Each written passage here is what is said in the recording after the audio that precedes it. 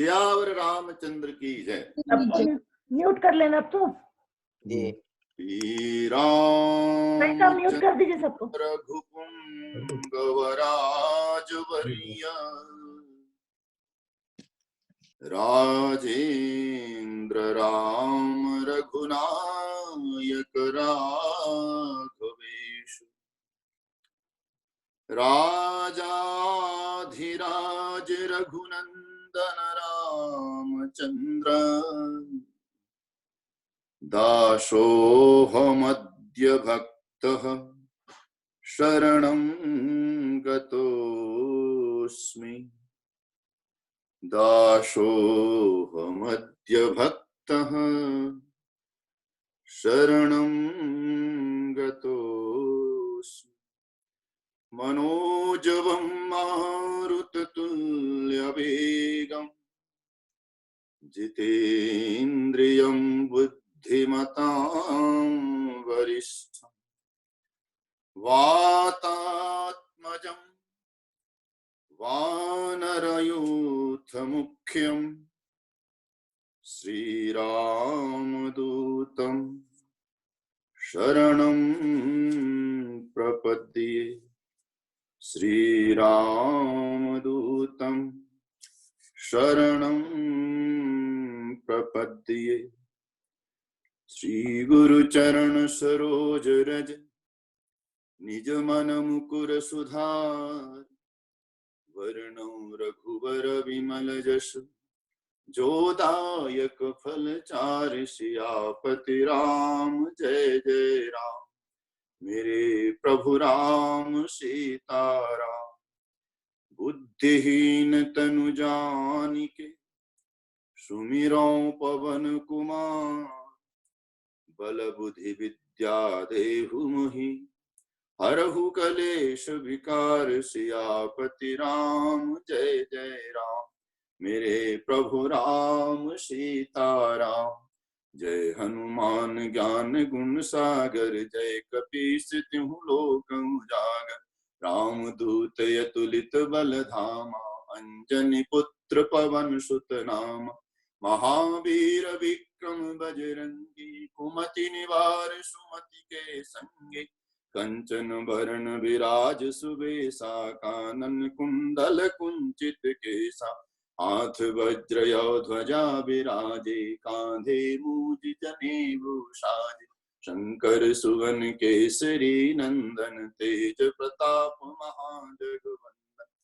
विद्यावान गुणी अति चातुर, राम काज करिबे को आतुर। प्रभु चरित सुनिबे को रसिया, राम लखन सीता मन बसिया। सूक्ष्म रूप धरि सियहि दिखावा, विकट रूप धरि लंक जरावा। भीम रूप धरि असुर संहारे, रामचंद्र के काज सवारे। लाय सजीवन लखन जियाए, श्री रघुबीर हरषि उर लाए। रघुपति कीन्ही बहुत बड़ाई, तुम मम प्रिय भरतहि सम भाई। सहस बदन तुम्हरो जस गावें, हस कहि श्रीपति कंठ लगावें। सनकादिक ब्रह्मादि मुनीसा, नारद शारद सहित यहीसा। जम कुबेर दिक्पाल जहाँ ते, कवि कोविद कहि सकै कहाँ ते। तुम उपकार सुग्रीवहि कीन्हा, राम मिलाय राजपद दीन्हा। तुम्हरो मंत्र विभीषण माना, लंकेश्वर भय सब जग जाना। जुग सहस्र जो जन पर भानु, लील्यो ताहि मधुर फल जानु। प्रभु मुद्रिका मेलि मुख माहि, जलधि लांघि गए अचरज नाहि। दुर्गम काज जगत के जेते, सुगम अनुग्रह तुम्हरे तेते। राम दुआरे तुम रखवारे, होत न आज्ञा बिनु पैसारे। सब सुख लहै तुम्हारी सरना, तुम रक्षक काहू को डरना। आपन तेज सम्हारो आपै, तीनों लोक हांकते कांपे। भूत पिशाच निकट नहीं आवे, महावीर जब नाम सुनावे। नासै रोग हरै सब पीरा, जपत निरंतर हनुमत वीरा। संकट ते हनुमान छुड़ावे, मन क्रम बचन ध्यान जो लावे। सब पर राम तपस्वी राजा, तिनके काज सकल तुम साजा। और मनोरथ जो कोई लावे, सोई अमित जीवन फल पावे। चारों जुग पर ताप तुम्हारा, है परिसिद्ध जगत उजियारा। साधु संत के तुम रखवारे, असुर निकंदन राम दुलारे।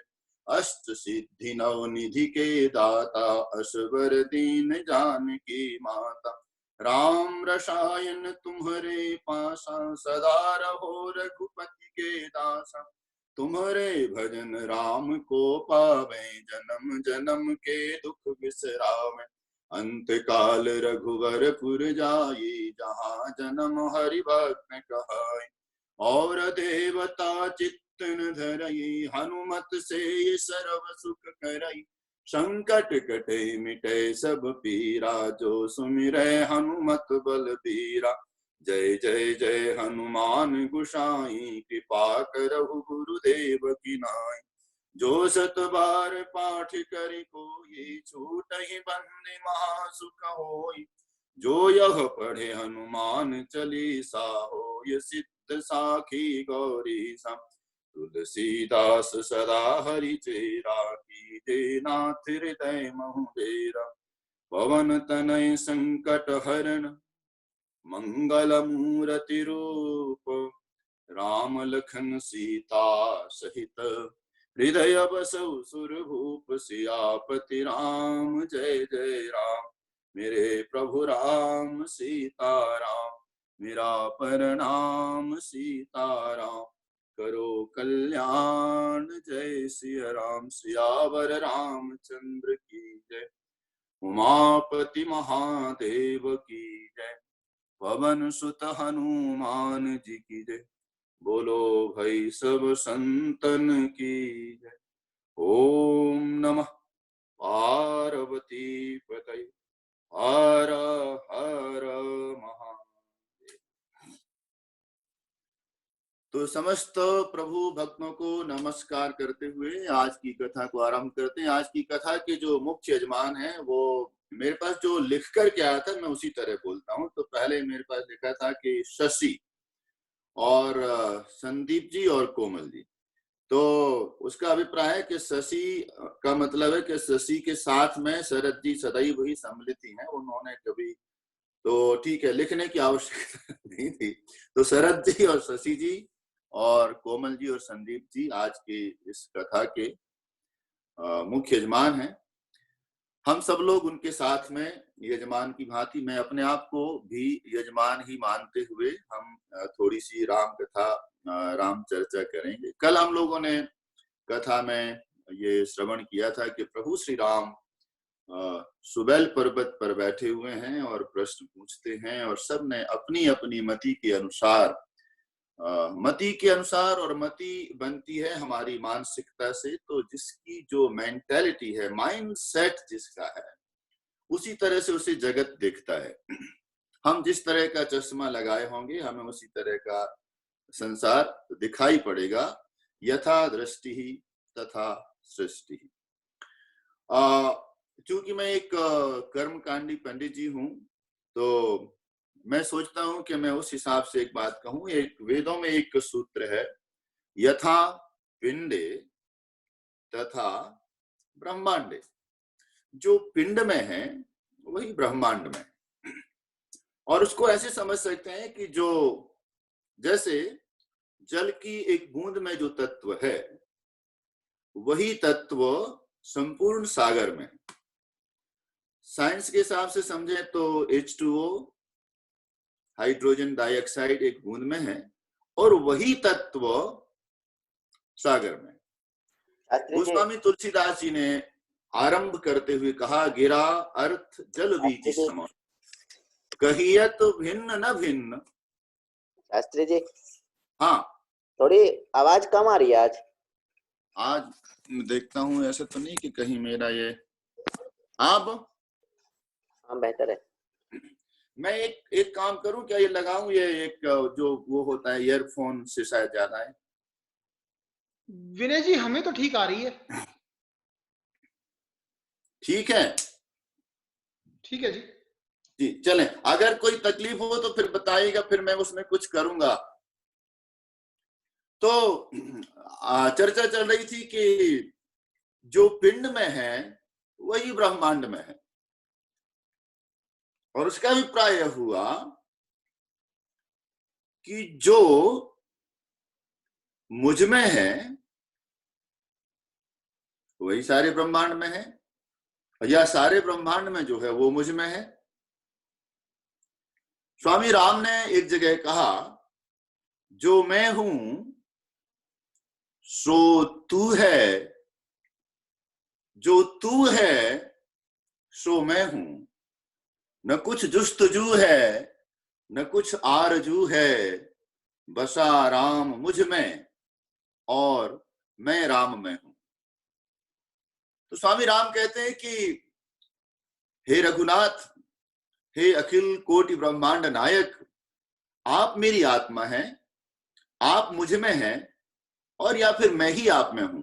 तो इसे ऐसे समझ सकते हैं कि सारा जो जगत है, यह सारी सृष्टि ईश्वर की बनाई है, और ईश्वर से ही बनी है, हम उसमें रहते हैं। दूसरी तरह से ये समझ सकते हैं कि ईश्वर ने हमें बनाया और वो हम में रह गया। इसको थोड़ा सा दूसरी ओर थोड़ी समझते हैं।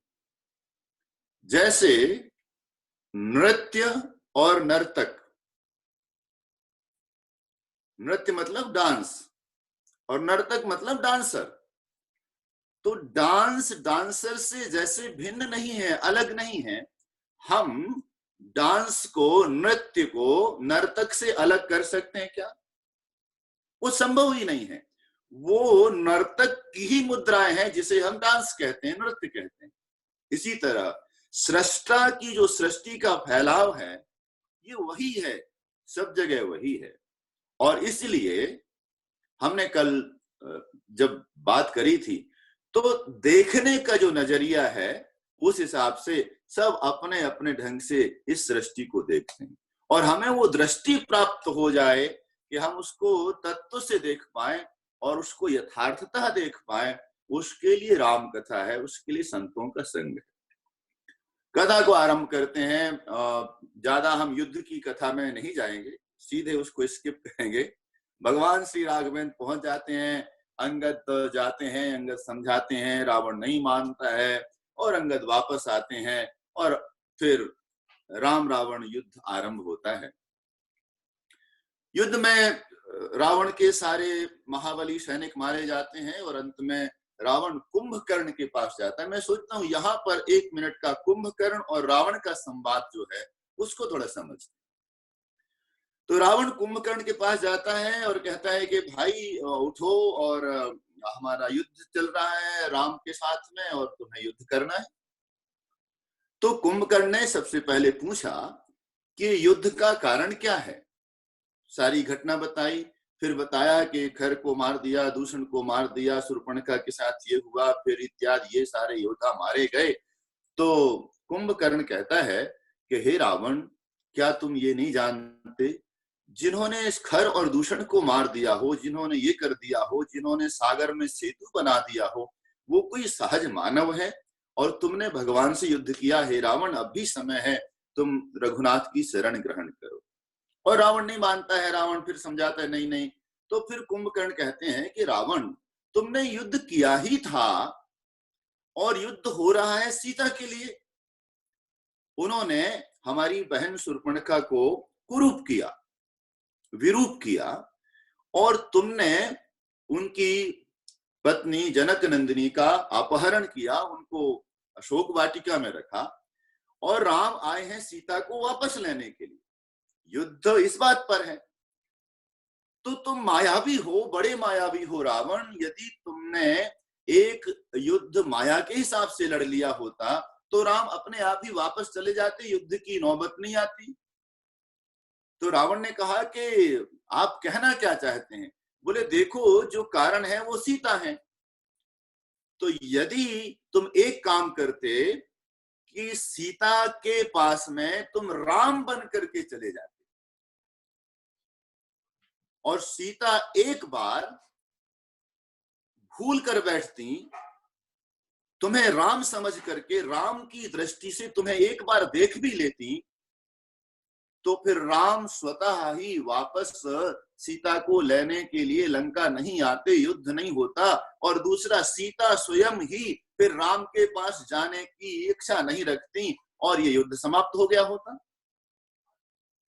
तो रावण कहता है कि भाई ये काम मैं कर चुका हूं, ये काम मैंने किया, तो तुम इतने बड़े मायावी हो, तुम कुछ भी हो सकते हो, कुछ भी बन सकते हो, तो फिर तुम कैसे फेल हो गए इसमें? रावण कहता है कि देखो भाई, जब जिसका रूप बनाना होता है, जिसका स्वांग, जिसकी एक्टिंग हमें करनी होती है, उसके बारे में पहले जानेंगे, समझो। और ये तो अभिनय करना था, मुझे अभिनय करना था एक पत्नी के पास उसके पति का, एक पत्नी के पास उसका पति बनकर जाना था, उसके पति का स्वरूप धारण करके जाना था। तो हे भाई, मुझे तो सब कुछ जानना था कि राम का स्वरूप, राम का मुखमंडल कैसा है, राम की अलकें कैसी हैं, राम चलते कैसे हैं, और यहाँ तक कि मुझे तो राम के वस्त्रों का भी चिंतन करना था कि राम का पीतांबर कैसा है, वो पीतांबर को धारण कैसे करते हैं, वो चलते कैसे हैं, उनकी मुस्कुराहट कैसी है, वो बोलते कैसे हैं, उनकी वाणी कैसी है। तो सब कुछ चिंतन करना था राम बनने के लिए, क्योंकि राम बनकर मुझे एक पत्नी के पास पति का अभिनय करना था। तो हे भाई, मैंने राम का ध्यान आरंभ किया, जे राम बनना है, राम का अभिनय करना है, तो मैं जानू तो राम कैसा बनूंगा, कैसा मुख बनाऊंगा, कैसे बोलूंगा, कैसे चलूंगा। कहीं थोड़ी सी भी चूक हो गई तो पत्नी तो तुरंत ताड़ जाएगी, आज क्या करके आए, कैसे हो, वो पहचान जाएगी। तो इसलिए मैंने राम के बारे में सारा जानना शुरू किया कि राम कैसे हैं, क्या हैं, कैसे बोलते, उठते, चलते। मैं तो फिर क्या हुआ, तो रावण कहता है, राम रूप जब उर महाधारी, पर त्रिय लगत मनहु महतारी। मैंने जैसे ही राम का चिंतन अपने हृदय में धारण किया, तो एक घटना घटी। मेरे चित्त में जो युद्ध की संभावना थी, राम से विरोध था, तो तुरंत ही मुझे संसार, सीता तो जगत जननी थी, जगत जननी है, पर हे भाई, मुझे संसार की समस्त स्त्रियां ऐसे लगने लगी जैसे ये मेरी माँ है। तो फिर मैं ये छल सीता जी के साथ कैसे कर सकता था? तो तुरंत ही मैंने राम का चिंतन मन से हटाया, क्योंकि मुझे तो मोक्ष चाहिए और मुझे तो राम के हाथों से सिधार कर मोक्ष की प्राप्ति करनी है। इसलिए मैंने राम का चिंतन अपने हृदय से हटा दिया और मैंने कहा कि ये वाला जो आइडिया है, इसको छोड़ दो, ये तो मैं कर ही नहीं सकता था, मैं सीता के सामने जा ही नहीं सकता था, क्योंकि बस जैसे ही ध्यान किया, मेरा चित्त बदल गया, मेरी दशा बदल गई, मानसिकता बदल गई। तो अभिप्राय ये है कि, और इस कथा का भी मतलब यही है, हम कथा करें, नाम जप करें, चरित्र का श्रवण करें या गायन करें या पठन करें, जैसे जो भी करें, हम जिसका चरित्र सुनते हैं, जिसको ध्यान में लाते हैं, जिसके बारे में सोचते हैं, हमारी मनोवृत्ति वैसी ही बन जाती है, हम वैसे वैसे कुछ होते हैं और स्वाभाविक सा है। और इसलिए राम की कथा का श्रवण करना है कि हम कुछ कुछ राम के अनुगामी तो हों। और राम कथा में सिर्फ राम तो नायक हैं इस कथा के, लेकिन इस राम कथा में बहुत सारे जो पात्र हैं, हमारा जीवन किसी ऐसे पात्र से भी मिलने लग जाए, और कुछ बुरे पात्र हैं, कुछ अच्छे पात्र हैं, कुछ बहुत अच्छे पात्र हैं, तो कम से कम हम इस रामचरित के मानस के दर्पण में ये देख पाए कि मेरा चरित्र किसके चरित्र के साथ मैच करता है। यदि रावण जैसा कुछ है तो कुछ बदलने जैसा है क्या? कहीं काकभूसुंडी जैसा है कि जटायु जैसा है कि मारीची जैसा है कि कौशल्या जैसा है कि कैकेयी जैसा, मेरा किस पात्र के साथ मैच करता है। थोड़ी सी बात और करूंगा। रामायण में रावण दशानन कहा उसको, 10 मुख हैं, दशानन। और एक जगह और 10 का शब्द आता है दशरथ। दशरथ कौन है? भगवान श्री राम के पिता। दशरथ के यहां प्रभु श्री राम जन्म लेकर के आते हैं। दशरथ का सम्मान करते हैं और दशानन का श्रृंगार करते हैं। तो इसके पीछे है एक कथा आती जस्ट रामायण में। दशरथ जी सभा में बैठे हैं और राव सुभाव मुकुर कर लीन्हा, बदन संहार मुकुट सम कीन्हा। तो कहता है कि दशरथ जी सभा में बैठे हैं और उन्होंने अपने हाथ में शीशा लिया। मुकुट थोड़ा टीढ़ा हो गया था तो मुकुट को सम किया। मतलब जीवन में कहीं टेढ़ापन है तो हम अपने गुणों और अवगुणों के बारे में जानते रहें, देखते रहें। तो दशरथ की जो वृत्ति है वो अपने आप को ठीक करते रहते हैं।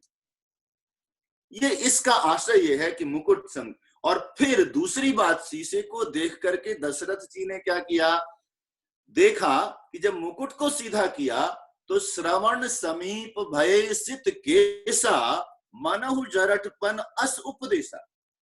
तो दशरथ शीशे को देख करके ये चिंतन करते हैं कि मुकुट तो मैंने ठीक कर लिया, सम कर लिया, जीवन को सही किया, लेकिन कब तक हम जीवन को सही करते रहेंगे?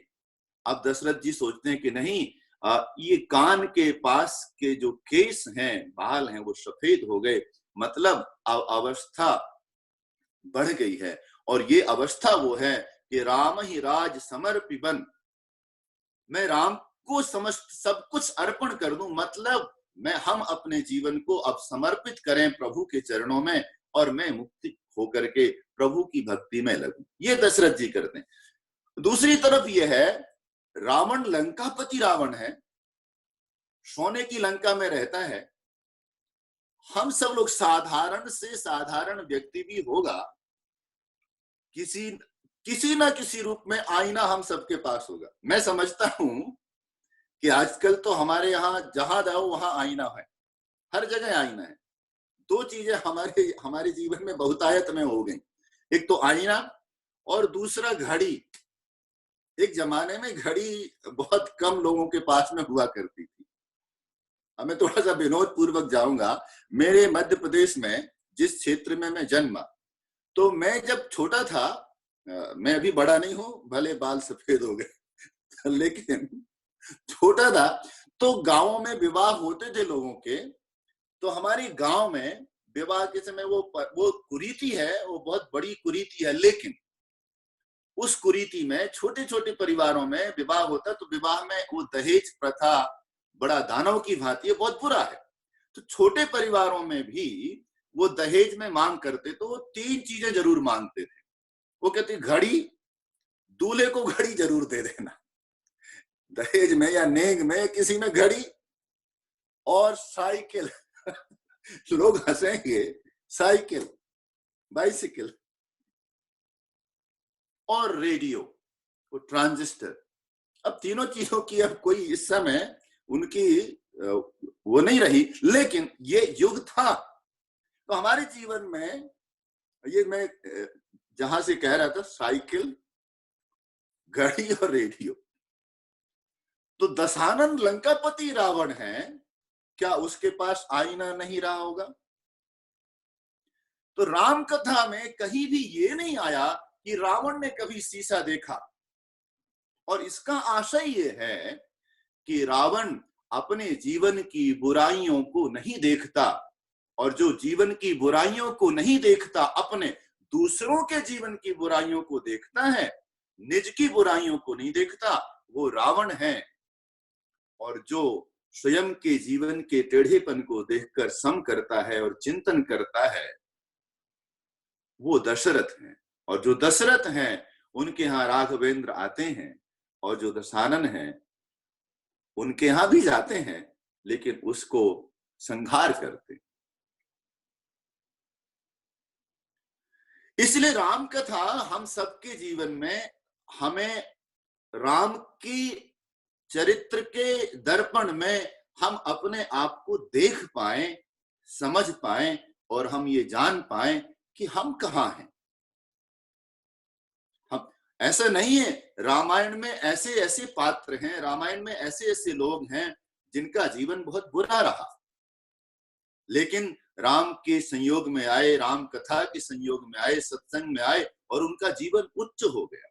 कल हम कथा में सुन रहे थे, सुंदरकांड की कथा में सुना था, एक पक्षी है, बहुत सारे पक्षियों का वर्णन रामायण में है, वाटिकाओं का वर्णन रामायण में है, तो दो पक्षियों की बात कर लेते हैं। एक पक्षी है गिद्धराज जटायु और एक उनके भाई हैं संपाति।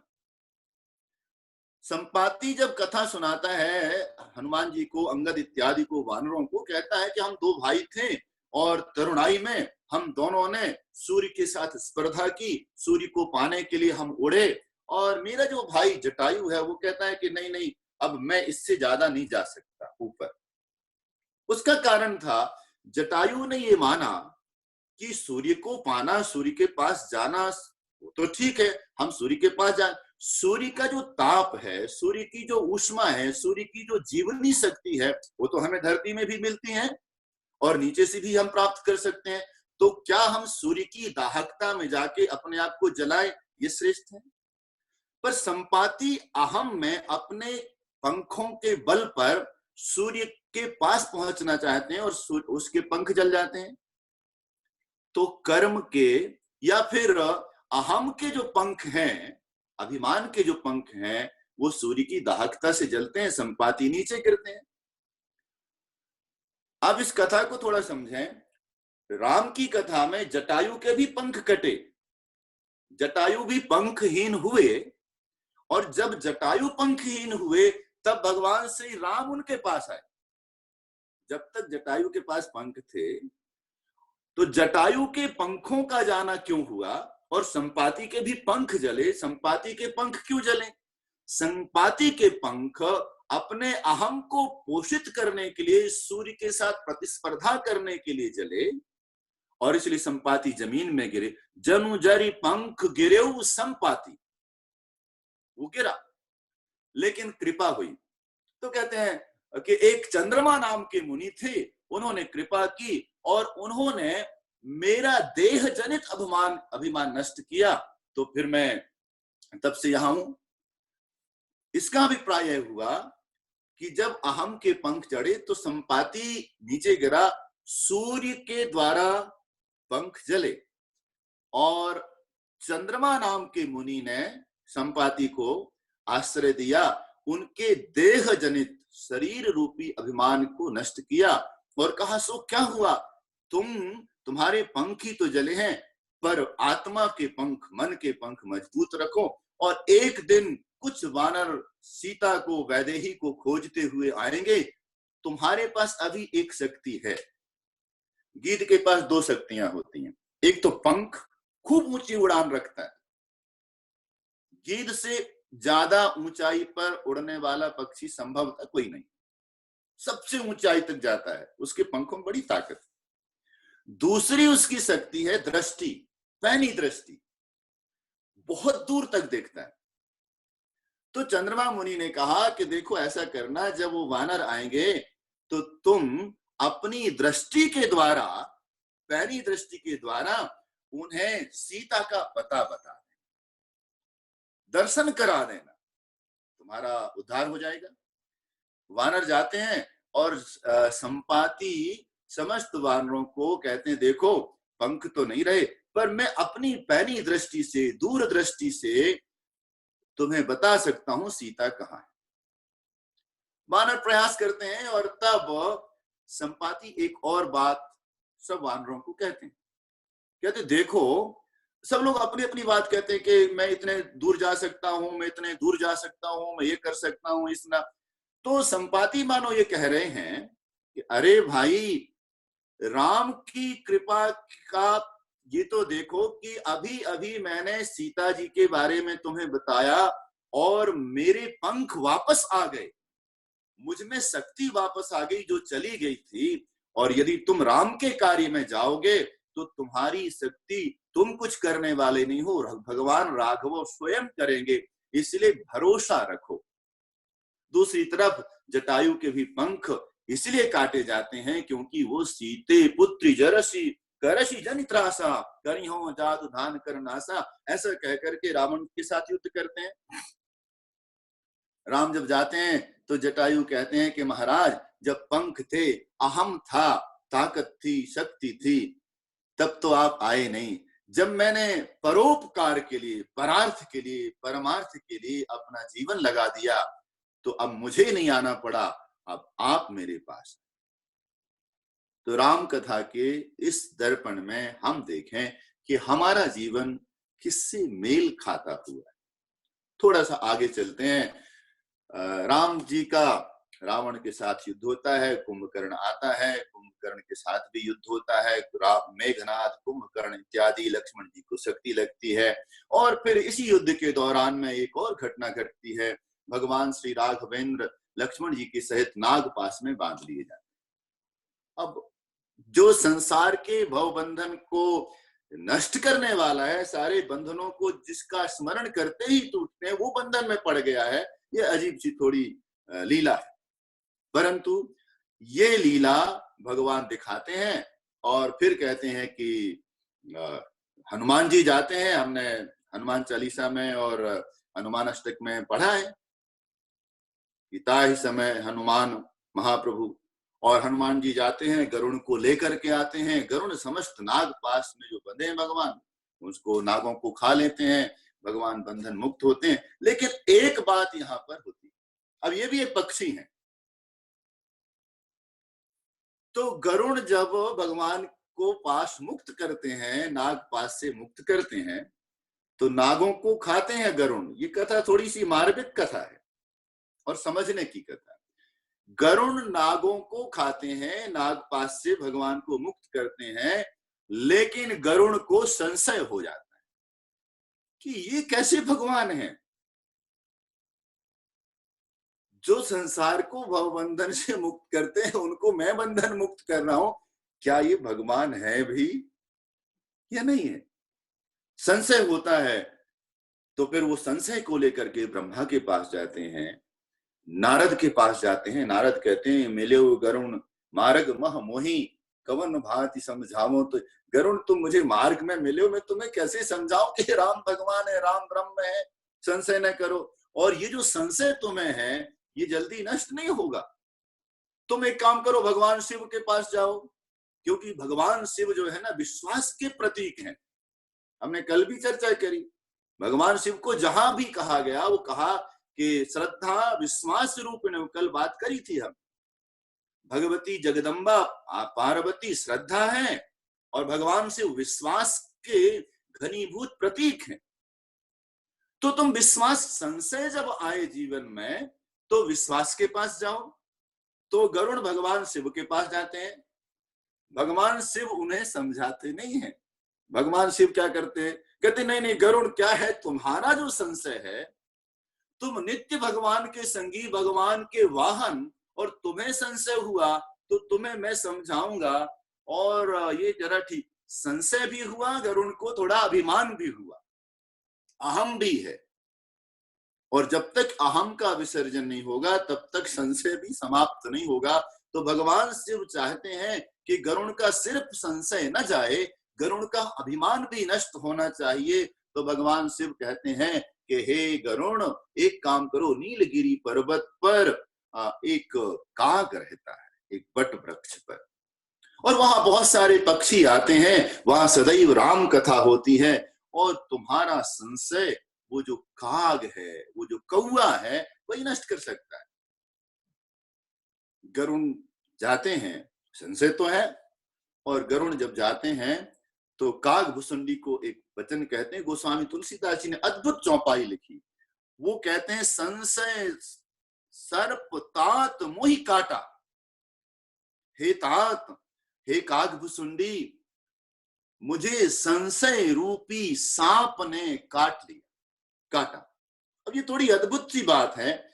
जो गरुण सर्प का भोजन करते हैं, सर्प के अरि हैं, वो कहते हैं कि उठे लहर कुतर्क बहु भ्राता। और मुझे उसका जो जहर है, सांप के काटने का जहर, विष पूरी तरह से मेरे शरीर में, मेरे तन मन में व्याप्त हो चुका है और मेरा प्राणांत होने वाला है। अद्भुत सी ये कथा समझने जैसी है। संशय रूपी सर्प गरुड़ को भी काट सकता है।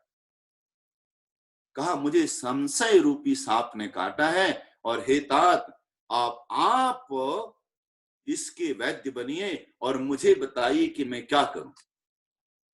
तब जो पक्षीराज हैं, जो भगवान के वाहन हैं, भगवान के नित्य संग रहते हैं, वो फिर नीचे बैठते हैं और काकभुशुंडी भगवान श्री राघवेंद्र की कथा, राम की कथा गरुड़ को सुनाते।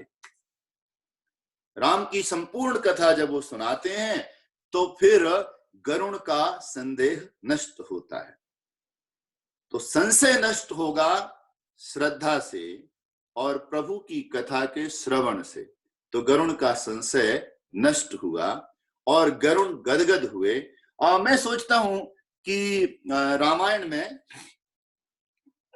जो भुशुंडी रामायण कहते हैं उसको, दो थोड़ी सी चौपाइयां हैं, और यदि आपके पास रामायण है तो इससे होगा ये कि राम कथा का जो संपूर्ण कथा है राम की, शुरू से और अंत तक, वो थोड़ी चौपाइयों में पूरी कथा इसमें वर्णित है।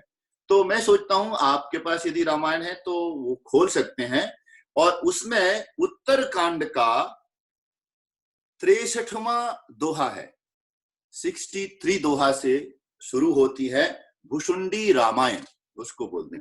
तो मैं सोचता हूं कि हम नाथ कृतारथ भयउ में तब दर्शन खगराज, आयहु सुदेहु सो करो अब प्रभु आयहु के काज।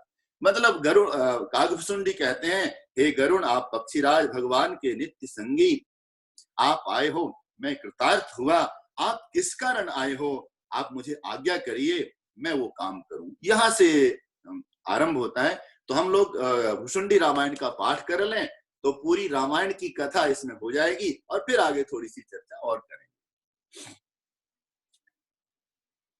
नाथ कृतारथ भयमु में तब दर्शन खगराज, आय सुदेहु सो करो अब प्रभु आयहु के ही काज। सता कृतारथ रूप तुम कहा मृदु बचन खगेश, जहि के स्तुति सादर निज मुख कीन्ह महेश। सियापति राम जय जय राम, मेरे प्रभु राम सीताराम। सुनहु तात जहि कारण आयु, सो सब भयउ दर्श तब पायउ।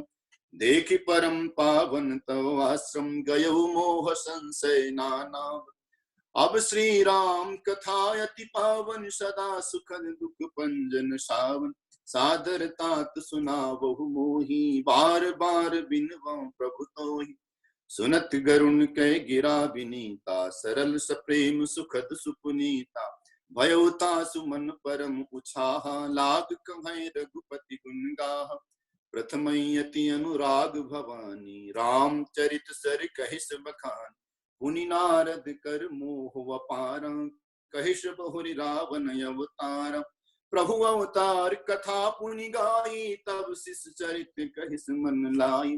बाल चरित कहि विविध विधि, मन महु परम उछाह।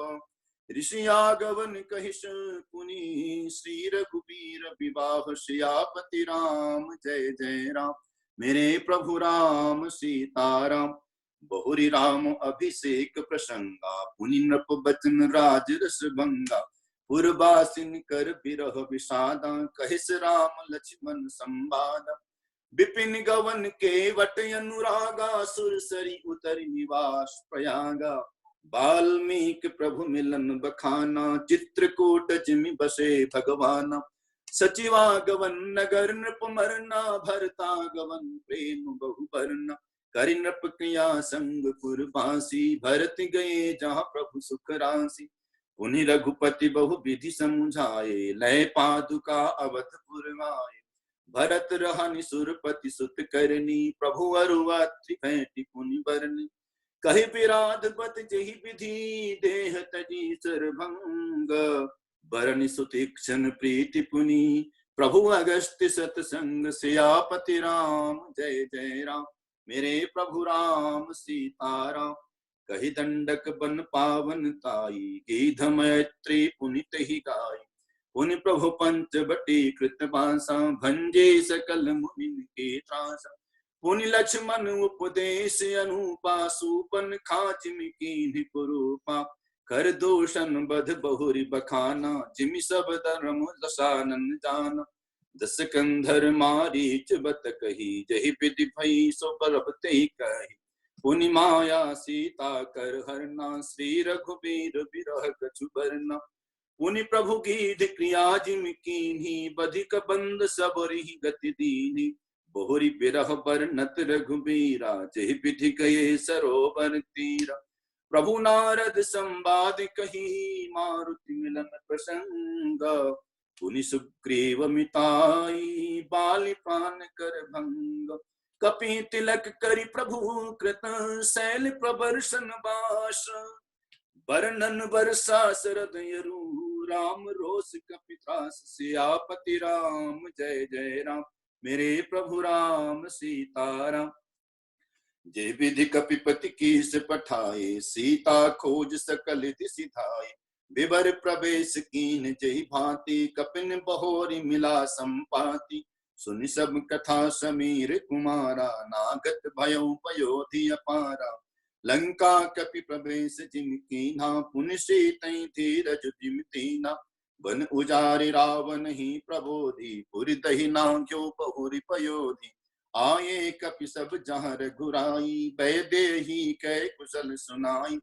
सेन समेत जधार रघुबीरा उतरे जाय बारी निधि तीरा मिला विभीषण जहि विधि आई सागर निग्रह कथा सुनाई सेतु बांध कपि सेन जिमी उतरे सागर पार गयो बसीठी पीर बर जहि विधि बाली कुमार निश्चर की लड़ाई पर निस विविधि प्रकार कुंभकर्ण गणनाद कर बल पौरुष संहार सियापति राम जय जय राम मेरे प्रभु राम सीताराम निश्चर निकर मरण विधि नाना रघुपति रावण समर बखान रावण बध मंदोदरी शोका राज विभीषण देव अशोका सीता रघुपति मिलन बहोरी सुरन कीन स्तुति कर जोरी पुनि पुष्पक चढ़े कपिन समेता अवध चले प्रभु कृपा निकेता जय विधि राम नगर निज आये पायस बिसद चरित सब गाय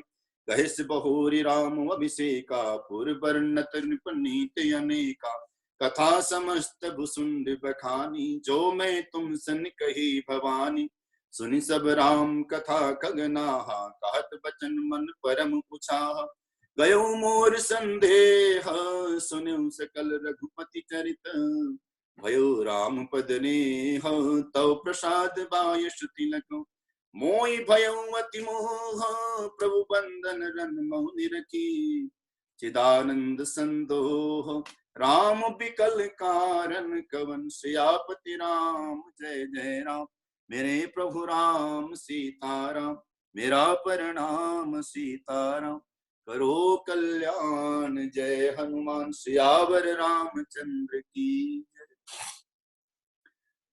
तो ये जो कथा है भगवान शिव पार्वती को समझा रहे हैं, सुना रहे हैं कि हे उमा, कागभुसुंडी के पास गरुण गए और गरुण को यह संपूर्ण कथा कागभुसुंडी ने समझाई और यह कथा सुनकर के गरुण कागभुसुंडी को हाथ जोड़ करके विनय करते हुए कहते हैं, गयो मोर संदेह सुन्यो सकल रघुपति चरित भयो राम पद नेह तव प्रसाद वायस तिलक। हे वायस तिलक, आपकी कृपा से, आपके प्रसाद से मेरा संदेह जाता रहा और मैं सन्मति को प्राप्त हुआ। जो संशय रूपी सर्प ने मुझे काटा था उसका सारा जहर जाता रहा। अब मैं विश्वास की नौका पर आरूढ़ हो गया और मैं रघुनाथ को अब समझ गया। ये कहते हुए फिर गरुड़ पूछते हैं कि महाराज आप बुरा ना माने तो एक प्रश्न पूछूं। आपको ये जो कौवे का देह है ये कैसे प्राप्त हुआ, और इस कौवे के देह में ये जो राम कथा आपको प्राप्त हुई, भगवान राम के चरणों में यह जो दृढ़मति, यह जो भक्ति आपको प्राप्त हुई, ये कैसे प्राप्त हुई। गरुण ने कथा सुनी। कथा सुनने के बाद अब काकभुसुंडी से हाथ जोड़कर विनय करते हुए कहते हैं कि हे तात, यदि आप समझें और मुझे अधिकारी समझें तो मुझे बताएं कि आपको ये काग की देह कैसे प्राप्त, और इस काग देह में भी आपके जीवन में रघुनाथ की भक्ति, रघुनाथ का चरित्र आपको कैसे प्राप्त हुआ। तब काकभुसुंडी ने संपूर्ण कथा सुनाई। संक्षेप में कहता हूं, उन्होंने पूर्व जन्म की कथा सुनाई कि हे तात, एक बार मैं सूत्र तन लेकर के अयोध्या में जन्मा, भगवान श्री राघवेंद्र का जन्म हुआ और मैं वहां पर रहा। फिर वहां से मैं एक बार उज्जैन चला गया। उज्जैन गया तो वहां पर एक शिव मंदिर में एक विप्र थे, वैदिक थे, शिव के पुजारी थे, शिव की पूजा करते थे। तो उस विप्र के शरणागत हुआ। विप्र ने मुझे पुत्र की भांति पोषित किया, पालित किया और मुझे भगवान की भक्ति का, भगवान शिव का मंत्र दिया। वो भगवान शिव के पुजारी थे, भगवान शिव के भक्त थे, लेकिन नहीं हरि निंदक। वो हरि के मतलब राम के निंदक नहीं थे, राम के निंदक नहीं थे, शिव के पुजारी थे। मुझे उन्होंने शिव का उपदेश दिया, शंभु मंत्र द्विजबर मोहि दीन्हा। तो समय बीतता रहा, मैं भगवान शिव की भक्ति में लीन हो गया और एक बार मैं भगवान शिव का मंत्र का नाम जप रहा था और वो जो मेरे गुरुदेव थे विप्र, वो आए और मुझे अभिमान हो गया था कि ये तो हरि की भी कथा करते हैं। कई कई बार वो मेरे गुरुदेव मुझे भगवान श्री राम की कथा सुनाते थे, हरि की कथा सुनाते थे, पर मेरा मन उनकी कथा में लगता नहीं था और इसलिए मैं बार बार जो है ना उस तरफ से अपना मन मोड़ लेता था। फिर मुझे अभिमान हो गया कि मैं तो इनसे बड़ा शिव भक्त हूँ। तो एक बार मैं बैठा था, शिव का नाम जप रहा था, गुरु आए, मैंने अभिमान बस अपने गुरुदेव को प्रणाम नहीं किया। गुरुदेव तो सब में सम थे, उन्हें तो कुछ फर्क नहीं पड़ा, पर गुरु का अपमान भगवान शिव से बर्दाश्त नहीं हुआ और भगवान शिव ने मुझे श्राप दिया कि हे पापी, अजगर की तरह तू बैठा रहा और तूने अपने गुरु का अपमान किया है, तो मैं तुझे श्राप देता हूं, तू सर्प बन, अजगर हो जा।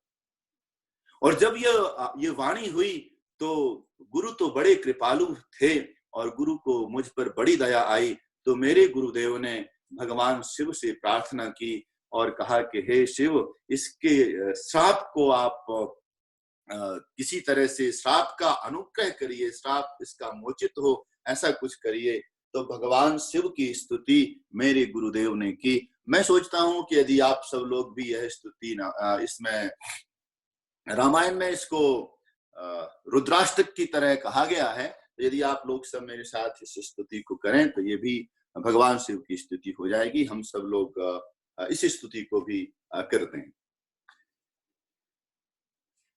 नमामि शमीशान निर्वाण रूपम विभुम व्यापकं ब्रह्म वेद स्वरूपम निजं निर्गुणं निर्विकल्पं निरीहं चिदाकाशमाकाश वासं भजेऽहं निराकारमोङ्कार मूलं तुरीयं गिरा ज्ञान गोतीत मीशं गिरीशं करालं महाकाल कालं कृपालं गुणागार संसार पारं नतोऽहम् तुषाराद्रिशङ्काश गौरं गभीरं मनोभूतिकोटि प्रभाश्री शरीरं स्फुरन्मौलिकल्लोलिनी चारुगङ्गा लसद्भाल बालेन्दुकण्ठे भुजङ्गा चलत् कुण्डलं भ्रू सुनेत्रं विशालं प्रसन्नाननं नील कंठं दयालम् मृगाधीश चर्मा वरं मुण्डमालं प्रियं शङ्करं सर्वनाथं भजामि प्रचण्डं प्रकृष्टं प्रगल्भं परेशम् अखण्डं अजं भानु कोटि प्रकाशम् त्रयः शूलनिर्मूलनं शूलपाणिं भजेऽहं भवानी पतिं भावगम्यम् कलातीत कल्याण कल्पान्तकारी सदा सज्जनानंद दाता पुरारी चिदानंद संदोह मोहापहारी प्रसीद प्रसीद प्रभो मन्मथारी नयावद उमानाथ पादारविंदम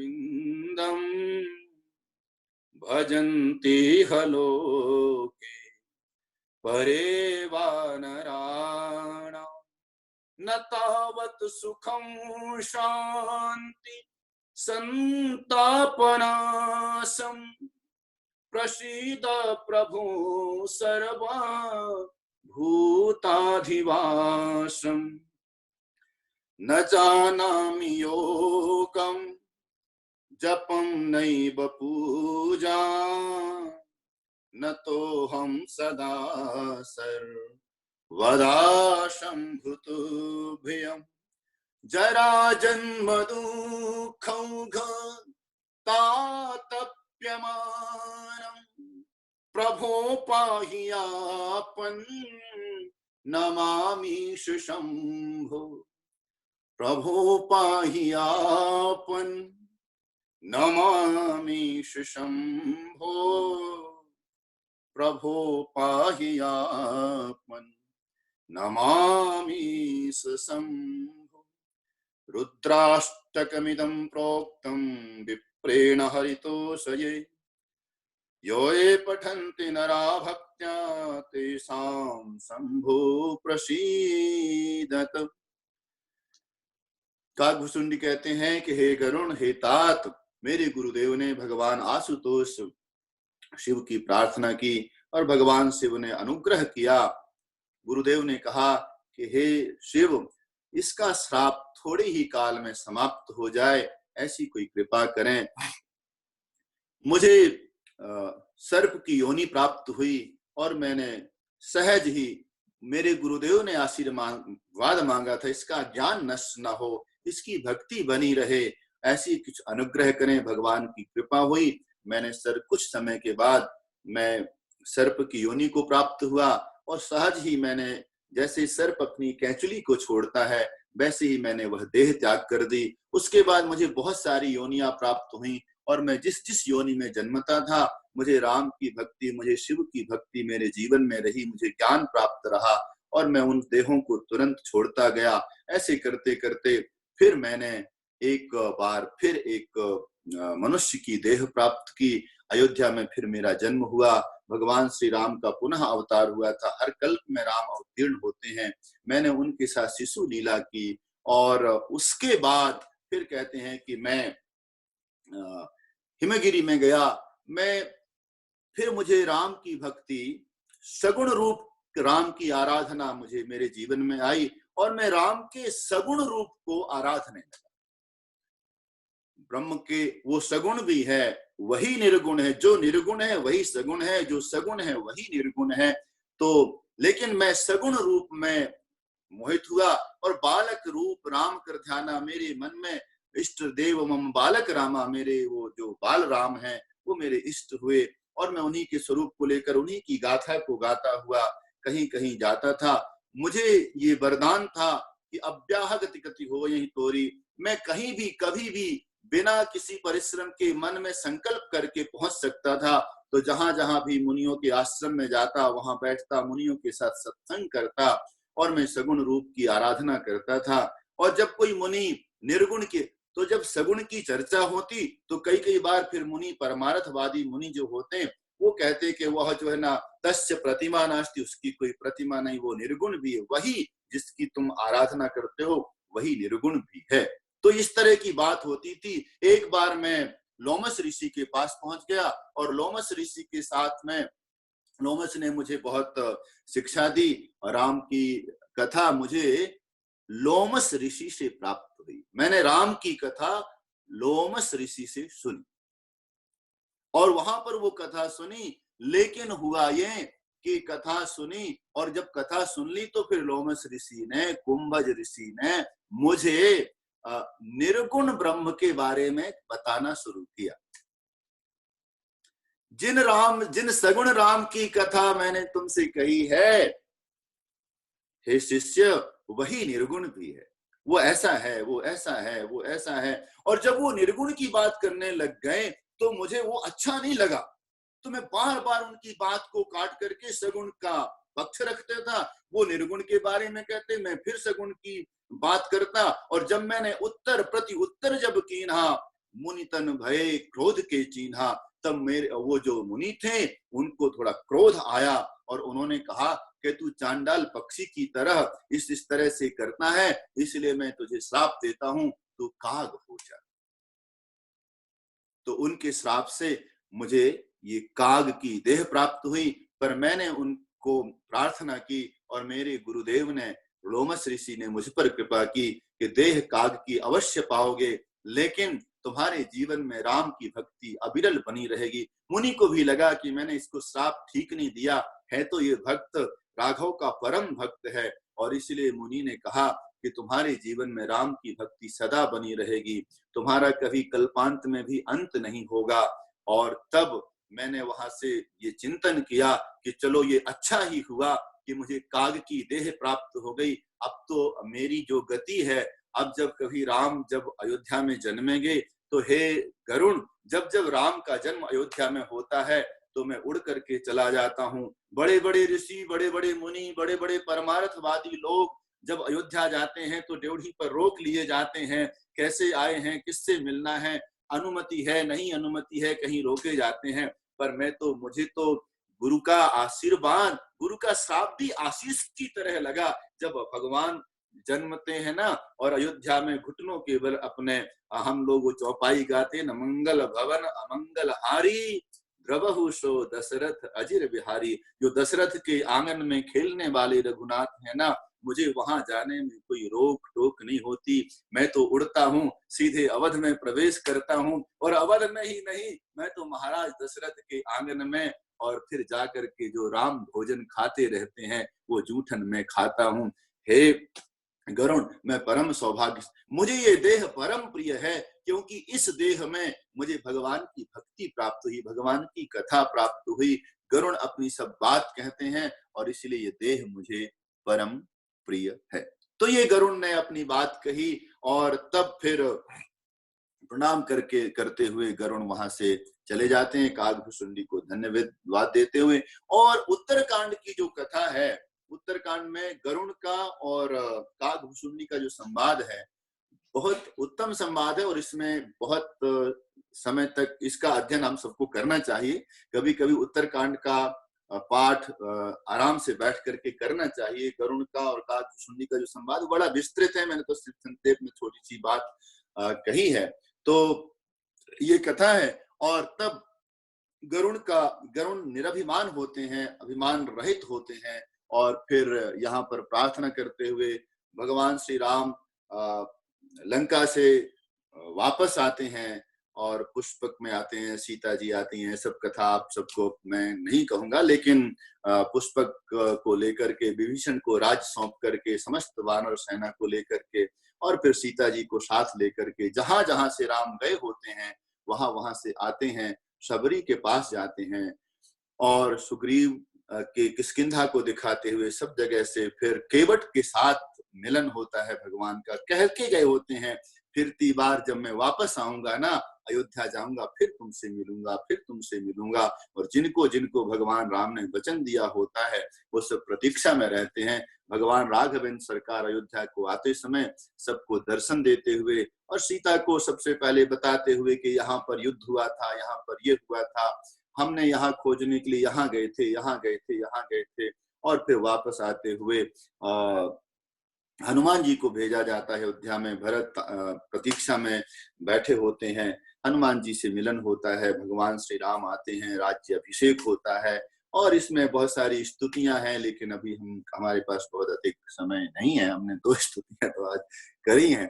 तो वेद आते हैं, और वेद तो भगवान के स्वरूप हैं, वेद भगवान हैं। तो कहते हैं कि जब राम का राज्याभिषेक होता है तो वंदी वेश वेद, तब वेद जो है ना, वंदी गणों जो यश गायन करते हैं राजाओं का, उसके वेश में वेद आते हैं। और उसका अभिप्राय यह है कि वेद अगर साक्षात आएंगे तो इतनी भीड़ भाड़ है, इतना सब कुछ है, कहीं कुछ अवमानना ना हो जाए, तो वेद बंदी के वेश में आते हैं और भगवान श्री राम की स्तुति करते हैं।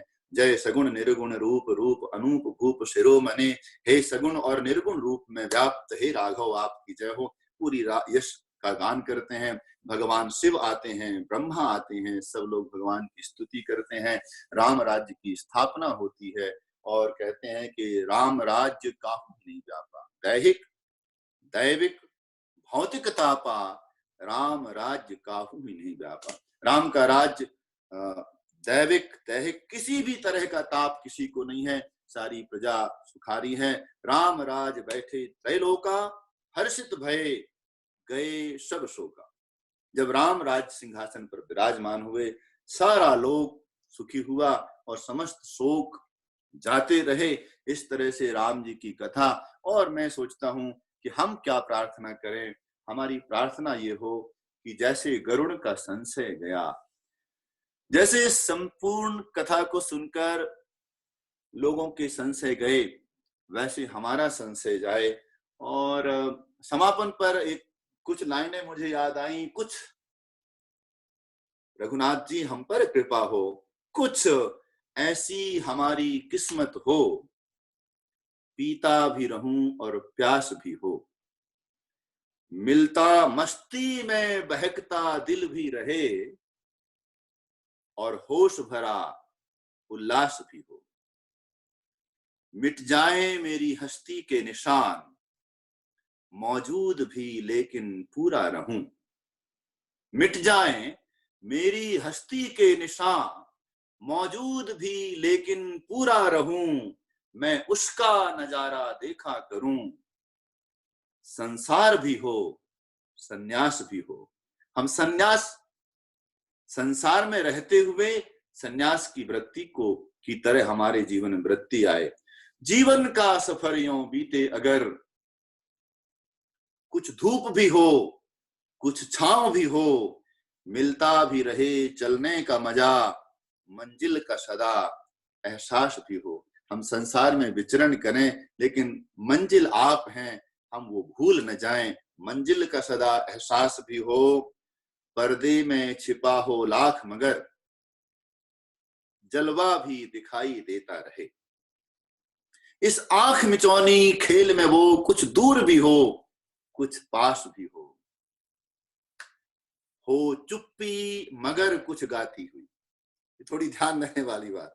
हो चुप्पी मगर कुछ गाती हुई, संगीत हो मौन में डूबा हुआ, रोदन भी चले कुछ मुस्काता, कुछ अश्रु बहाता हास भी हो।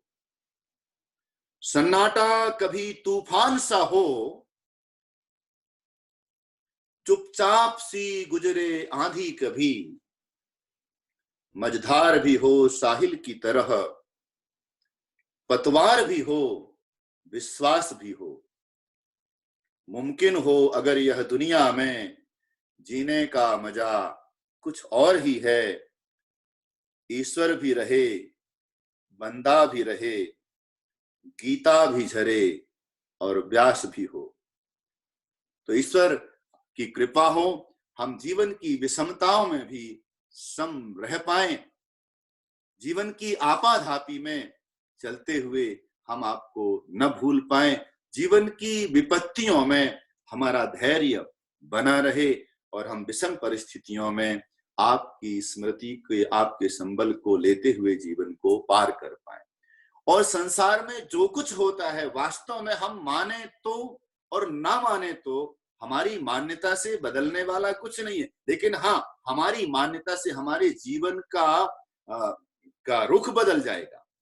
जिस जीवन को हम अभी विषाद पूर्वक जीते थे, हम आनंद में जीने लग जाएंगे, क्योंकि हमें पता चल जाएगा कि हवाएं चलना, ये बीमारी का फैल जाना और आरोग्यता का आ जाना, ये सब उस सृष्टा की नियति पर डिपेंड करता है। और इसीलिए हमारे जीवन में यह जो घबराहट है, यह जो चिंता है, यह जो होशियारी है, हम लोग बड़े होशियार में कभी ये होशियारी चली जाए और चिंता भी चली जाए, भय भी जाए, हमारे जीवन में अभयता हो।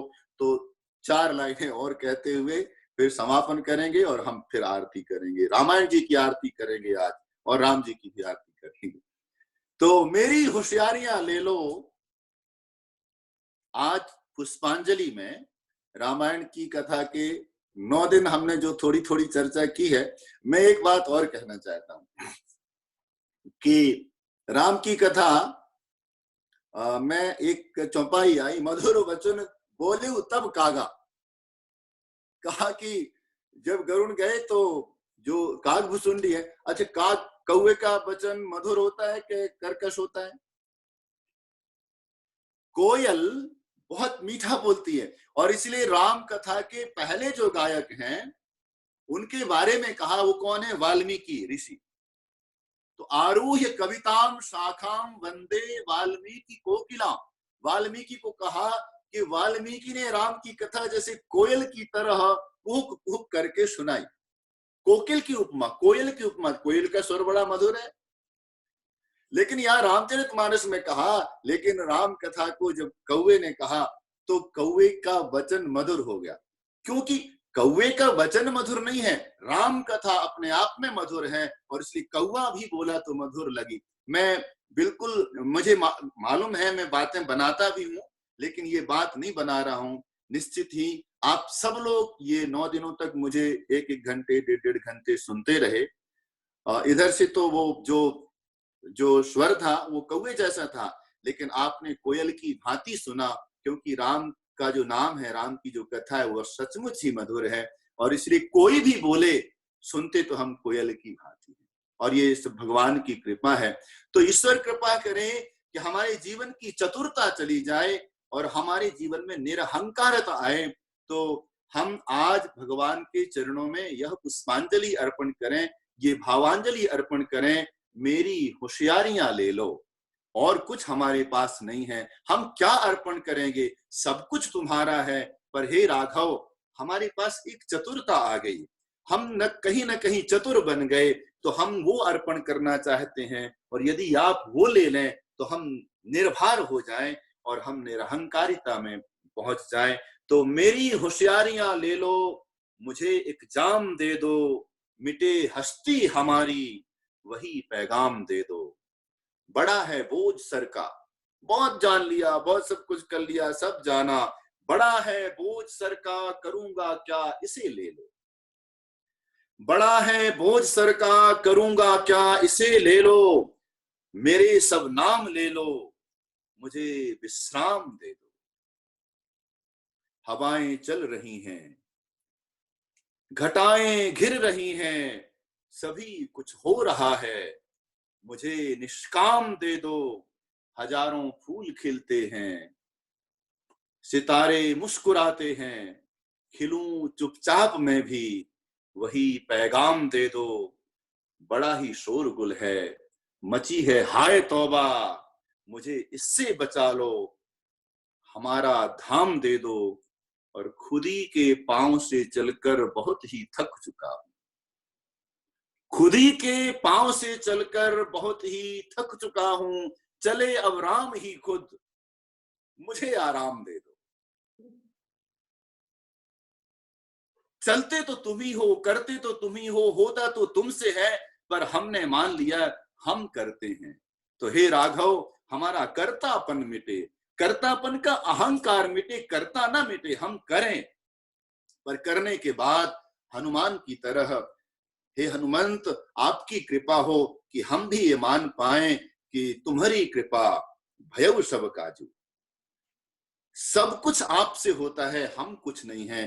तो खुदी के पांव से चलकर बहुत ही थक चुका हूं, चले अब राम ही खुद, हमें आराम दे दो, यही इच्छा लिए मैं तेरे दर पर खड़ा हूं, सुबह हो तो तुम्हारी, तुम्हारी शाम दे दो, मेरी होशियारियां ले लो, मुझे एक जाम दे दो, मिटे हस्ती हमारी, वही पैगाम दे दो। तो हे राघव, सब होता है तुम्हारी कृपा से होता है, सब होता था तुम्हारी कृपा से, तुम्हारा किया होता है, और हम ये मान पाए कि सब तुम्हारा किया होता है, हमारा नहीं है, और हम उसमें जुड़ पाए, वैसी मानसिकता हमारी हो, वैसा चिंतन हमारा हो, तो हमारा जीवन धन्य हो जाएगा।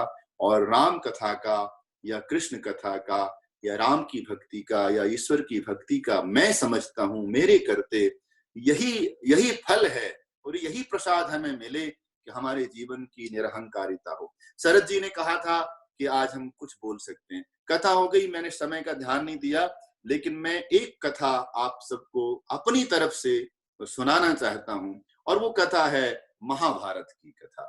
उस कथा को मैं इसलिए सुनाना चाहता हूं कि उसमें कहीं ना कहीं मुझे लगता है कि ये प्रसंग से मैं इसमें जुड़ा हुआ हूं। कथा ऐसी है कि महाभारत का युद्ध समाप्त हुआ, और महाराज भगवान श्री कृष्ण ने युधिष्ठिर को राज सिंहासन पर विराजमान किया। युधिष्ठिर ने हाथ जोड़े कि हे माधव, मैंने इस राज्य के लिए, इस युद्ध में न जाने कितने कितने अक्षोहिणी लोग मारे गए, और इस युद्ध का सूत्रधार भले आप रहे, पर मेरे लिए अगर मैं कहता कि हमें युद्ध नहीं करना तो ये युद्ध ना होता। तो युद्ध हुआ, कितने लोग मारे गए, कितने लोग, कितनी माताएं विधवा हुई, ये सब कुछ हुआ। इस सारे युद्ध के पातक का बोझ मुझ पर है, इससे मुक्त होने के लिए मैं क्या करूं? समस्त ऋषियों ने, भगवान श्री कृष्ण ने कहा कि हे महाराज युधिष्ठिर, तुम एक यज्ञ करो, राजसूय यज्ञ करो, बड़ा यज्ञ करो, और यज्ञ से समस्त पाप नष्ट होंगे। एक बात और कहूं, राम अवतार लेते हैं धर्म की, यज्ञ की रक्षा के लिए, और इसलिए अवतार का कार्य पूर्ण हो रहा है, आप यज्ञ करिए। युधिष्ठिर ने एक बहुत बड़ा यज्ञ किया, यज्ञ हुआ तो यज्ञ की पूर्णाहुति पर सब व्यास आदि बड़े बड़े ऋषि हैं, भगवान श्री कृष्ण हैं, धर्मराज युधिष्ठिर हैं, सब लोग, पूरे विश्व भर के जो महान महान लोग सब खड़े हैं। और भगवान श्री कृष्ण ने यज्ञ मंडप में खड़े होकर के घोषणा की कि हे युधिष्ठिर, हे धर्मराज, पृथ्वी पर आज से पहले इतना बड़ा यज्ञ कभी नहीं हुआ। जब ये बात कही तो उस यज्ञ के मंडप में एक नेवला, नेवला जानते, सांप को जो खाता है, एक नेवला आया और यज्ञ मंडप में उसने कहा, रुको रुको गोविंद, अभी ये घोषणा मत करो कि ये यज्ञ बहुत बड़ा नहीं, मैं बताऊंगा कि यज्ञ बहुत बड़ा है कि नहीं। सब लोग सन्न रह गए, और नेवले ने क्या किया, नेवला यज्ञ मंडप में यहां से लुढ़का उधर तक गया, और उधर से लुढ़का उधर तक गया। कई बार उस नेवले ने अपने को यज्ञ मंडप में लुढ़काया, और लुढ़काने के बाद वो खड़ा हुआ। नेवले का आधा शरीर जब वो प्रकट हुआ यज्ञ मंडप में, तो आधा शरीर नेवले का सुनहरे रंग का था, सोने का था जैसे, और आधा जो उसका नेचुरल होता है भूरे रंग का। तो उस न्योले को देखकर लोग सरप्राइज हुए थे कि ये आधा सोने का है और आधा भूरा है। उसने कहा रुको रुको गोविंद, मैं बताता हूं। यज्ञ में लुढ़का और लुढ़कने के बाद खड़ा हुआ। उसने कहा कि हे गोविंद, आप कहते हो कि इतना बड़ा यज्ञ कभी हुआ नहीं, और मैं कहता हूं ये यज्ञ ही नहीं है। बड़े की तो बात छोड़िए, यज्ञ ही नहीं है। तो सबने कहा कि तुम कैसे कहते हो यज्ञ है? तो उस न्योले ने कहा कि हे गोविंद, मैं एक कथा सुनाऊं? तो उन्होंने कहा सुनाओ। कहा कि मैं एक छोटे से गांव में रहता था, और गांव में एक गरीब ब्राह्मण का परिवार रहता था। भिक्षाटन पर और पूजा की वृत्ति पर अपने जीवन का पोषण करता था ब्राह्मण को एक बेटा था और एक पुत्र वधू थी, पत्नी थी, 4 लोग उसके परिवार में थे। तो फिर क्या हुआ? तो कहता है गोविंद, एक बार उस देश में अकाल पड़ा, बड़ी विषम परिस्थिति आई। लोग दाने दाने के लिए मोहताज हुए, बहुत से प्राणी मर गए, और वो ब्राह्मण का परिवार भी बहुत दिनों से भूखा रहा। मैं उसी ब्राह्मण के घर के किसी कोने में रहा करता था। मैंने देखा ब्राह्मण की विपत्ति। फिर ये हुआ, एक बार वो ब्राह्मण कहीं से उसे जौ का आटा भिक्षा में मिला। जौ का आटा मांग करके लाया। वो आटा इतना था कि उस आटे से जो रोटी बनती या भोजन प्राप्त बनता, वो एक व्यक्ति के लिए भी पर्याप्त नहीं था। लेकिन वो ब्राह्मण वो आटे को लाया। उस आटे से उस ब्राह्मण ने की पत्नी ने 4 रोटियां बनाई, भगवान को, ठाकुर जी को भोग की तरह अर्पण किया, और सबको एक एक रोटी प्राप्त हुई। और मैं ये देख रहा था कि महीनों से, कितने दिनों से ये ब्राह्मण का परिवार भूखा है, और वो जब रोटी आई तो एक एक सबको मिली, भोग रखा गया। और जब वो खाने के लिए बैठने लग गए तो उसी समय दरवाजे पर दस्तक हुई, दरवाजे में आहट हुई। तो ब्राह्मण ने कहा रुको रुको, अभी भोजन मत करना, शायद कोई अतिथि दरवाजे पर आया है। सब लोग रुक गए और देखा तो दरवाजे पर एक कोई दूसरे ब्राह्मण देवता खड़े थे। इन ब्राह्मण ने उनका सत्कार किया, अंदर लिया। उस अतिथि ने कहा कि हे ब्राह्मण देवता, मुझे बहुत भूख लगी है, अगर मुझे कुछ भी भोजन ना प्राप्त हुआ तो मेरे प्राण चले जाएंगे, मुझे कुछ भोजन दो। ब्राह्मण ने अपने हिस्से का जो भोजन था वो ब्राह्मण अतिथि को अर्पण किया। उस ब्राह्मण ने वो भोजन ग्रहण करके और फिर कहा कि मुझे तृप्ति नहीं हुई, और अभी तो मेरी भूख थोड़ी मैं सह कर सकता था, लेकिन इस रोटी को खाने के बाद मेरी क्षुधा और बढ़ गई है। हे ब्राह्मण, मुझे कुछ और भोजन चाहिए। तब ब्राह्मण पत्नी ने अपने हिस्से का भोजन दिया। ब्राह्मण पत्नी का भोजन लेने के बाद फिर असंतुष्ट हुआ ब्राह्मण, तो पुत्र ने अपना भोजन दिया, पुत्र वधू ने अपना भोजन दिया। उस अतिथि ने भोजन किया, भोजन लेकर के वो अतिथि चले गए। मैं इस दृश्य को देख रहा था गोविंद, जब वो अतिथि आया था, जब वो ब्राह्मण जौ का आटा लाया था, जब रोटी बनाई गई थी, और जिस तरह से श्रद्धा पूर्वक उस ब्राह्मण परिवार ने अपने हिस्से का भोजन सानंद उस अतिथि को प्रदान किया, इसको भी मैंने देखा। अतिथि तो चले गए, पर क्षुधा से व्याकुल होकर ब्राह्मण का सारा परिवार देह को त्याग गया। सब चले गए, और जब सब चले गए तो मैं गया, और मैं जहां पर वो रोटी दी गई थी अतिथि को, जहां पर वो अतिथि के लिए रोटी दी गई थी श्रद्धा पूर्वक, और प्राण भी चले गए ब्राह्मण के, वहां पर मैं लौट गया। मैं लौटा कि धन्य है ये भारत की संस्कृति, अतिथि के प्रति, ब्राह्मण के प्रति इतना सम्मान। मैं वहां लौटा तो हे गोविंद, ये जो आधा शरीर सुनहरा दिख रहा है ना, वो जौ के आटे के कण मेरे शरीर में लग गए, मेरा शरीर सुनहरा हो गया। और तब से आज तक मैं ढूंढ रहा हूं कि फिर से कोई यज्ञ हो और मैं जाऊं और वहां लौटूं तो मेरा ये आधा शरीर भी सुनहरा हो जाए। आज तक वैसा यज्ञ कभी नहीं हुआ। हमने एक चौपाई पढ़ी थी, पर पीड़ा सम नहीं अधिकाई, परहित सरिस धर्म नहीं भाई। हे गोविंद, यज्ञ तो वो था, और इसीलिए हमारे जीवन में कितने अभाव हैं, हम कैसे हैं, उसमें भी हम अपने सत्व को, अपनी परंपरा को, अपने धर्म को पकड़े रहें और उसको लिए रहें, तो जो हम करते हैं वो यज्ञ है। मैंने ये कथा इसलिए सुनाई है, मैं जानता हूं कल मुझे आनंद जी ने कहा था कि शास्त्री जी भावुक नहीं होइए। मैं जरूर उनसे क्षमा चाहता हूं, आप सबसे क्षमा चाहता हूं। मेरे बस का नहीं है, मैं हो गया हूं और होऊंगा। इसलिए तो मैं एक छोटी कथा आपके साथ जोड़ना चाहता हूं। वो कथा ये है कि जब ये सब हुआ और आप सब लोग, मैं आपको आप सबको अपने परिवार का, जो लोग बड़े हैं मुझसे उम्र में, उस तरह मानता हूं।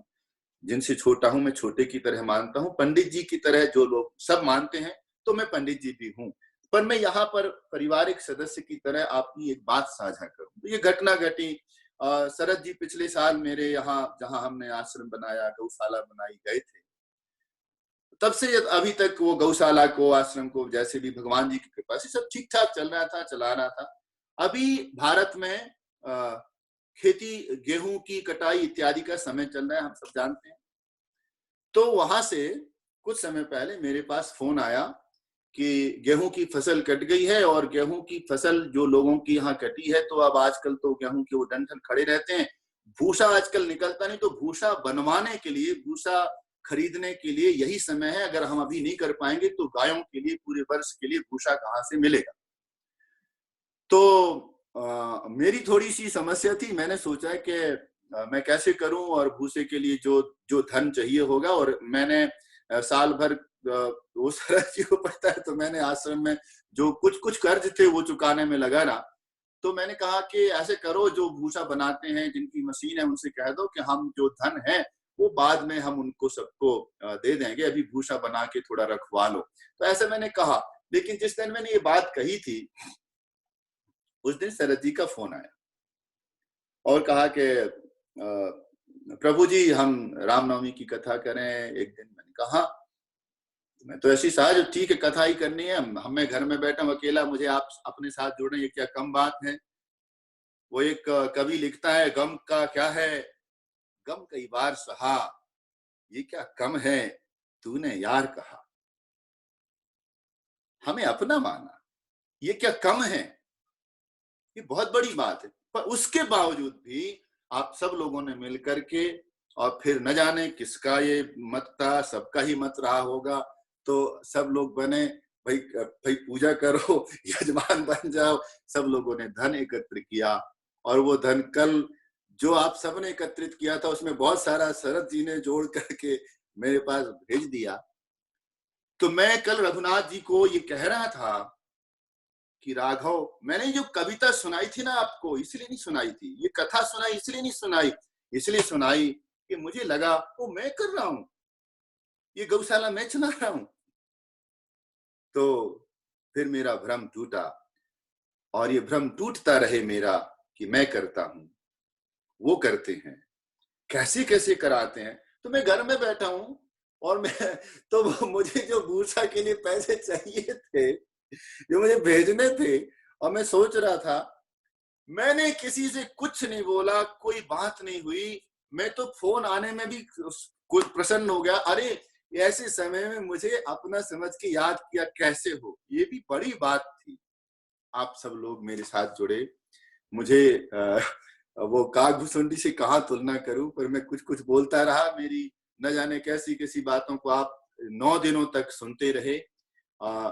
तो भगवान जी की कृपा से ये कार्य हुआ, और इस कथा को मैंने इसलिए सुनाया है कि वास्तव में हम सब लोग भगवान की कृपा के पात्र हैं, और वो हमारे जीवन को संचालन करते हैं। इस विपत्ति के समय संपाति ने एक बात कही थी। संपाति ने कहा था कि देखो, राम की कृपा पर भरोसा रखो, राम कृपा जस भयो शरीरा। देखो, राम की कृपा से मेरा शरीर कैसा हो गया, और जब मैं संपाति जैसा अधम गीध ऐसा हो सकता हूं, तो आप कैसे नहीं अच्छे हो सकते हो। इसलिए मैं अपने आप को कहना चाहता हूं कि मेरे जैसे मनुष्य घर में बैठे इतना सारा कार्य हो सकता है, प्रभु करते हैं। हम सब लोग इस विपत्ति के समय को जरूर पार कर पाएंगे। रघुनाथ जी की कृपा में, उनकी लीला में कुछ अच्छे सब कुछ अच्छा छुपा हुआ है, तो सब कुछ ठीक होगा, और हम सब लोग इस विषम परिस्थिति से निकल करके, और फिर एक बार अभी इस तरह टीवी के सामने नहीं, सामने सामने बैठकर प्रभु का गुणगान करेंगे और एक दूसरे का दरस परस करेंगे। सब लोग अपना अपना ध्यान जरूर रखें और प्रभु की भक्ति से संबल लेते रहें। हमारी इम्यूनिटी, देखो ये इम्यूनिटी पावर जो है ना वो बढ़ेगा भगवान की भक्ति से।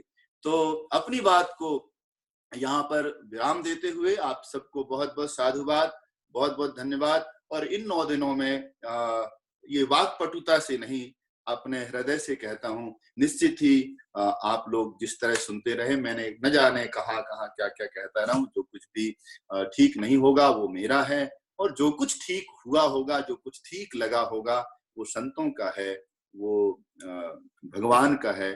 बुरा सब कुछ मेरा है। तो वो सब कुछ बुरा मुझे वापस मेरे पास ही दीजिए, और प्रभु की का नाम, प्रभु की भक्ति आप सबके जीवन में बनी रहे।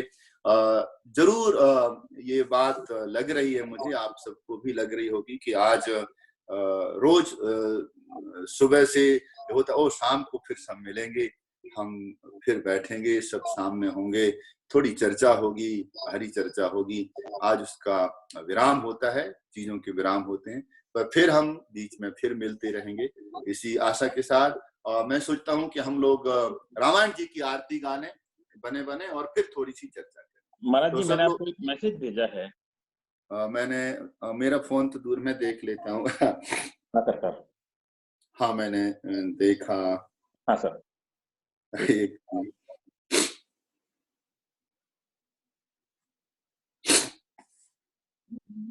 हाँ तो वो ठीक है, वो तो सभी सब जो लोग हैं सभी हैं। तो ब्रजेश जी ने भी कुछ भेंट वहां संदीप जी के पास भेजी है, वो भेंट भी। और एक बात आप सबको कहूँ, शरद जी ने कहा था शुक्रवार है, तो शुक्रवार के दिन कुछ वो नहीं है, तो मैं थोड़ी सी एक बात और अभी ये कहना चाहता हूँ। तो एक संत की बात मुझे बहुत अच्छी लगी। उन्होंने कहा कि मैं आता हूँ और लोग मुझे प्रणाम करते हैं, तो इतने सारे प्रणाम लेके आप क्या करते हो? बोलते सब जो लोग मुझे प्रणाम करते हैं वो सारे प्रणाम मैं इकट्ठे करता हूँ और फिर मैं जाता हूँ अयोध्या में, तो रघुनाथ जी के पास आप सबके प्रणाम लेके और अपने प्रणाम के साथ रघुनाथ के चरणों में मैं वो अर्पण कर देता हूँ।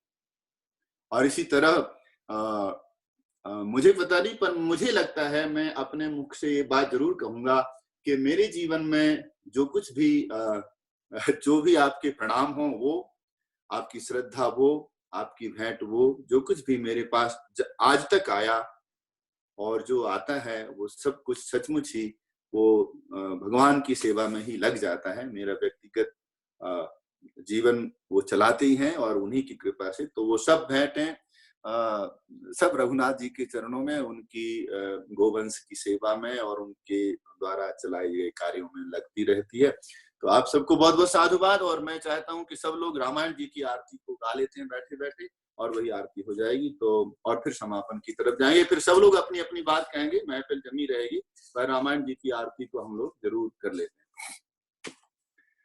आरती श्री रामायण जी की, कीरति कलित ललित सियपी की। आरती श्री रामायण जी, गावत ब्रह्मादिक मुनि नारद वाल्मीकि विज्ञान विशारद।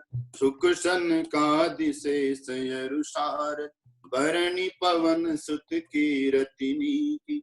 आरती श्री रामायण जी की, आरती श्री रामायण जी की। गावत वेद पुराण अष्टदश छहो शास्त्र सब ग्रंथन को रत। मुनि जन धन संतन को सर्व सार अंश संबत सब ही की। आरती श्री रामायण जी की, आरती श्री रामायण जी। गावत संतत शंभु भवानी, अरुघट संभव मुनि बेचानी। व्यास आदि कवि वर्य बखानी, काग भुषुंडी गरुण के ही। आरती श्री रामायण जी की, आरती श्री रामायण जी की।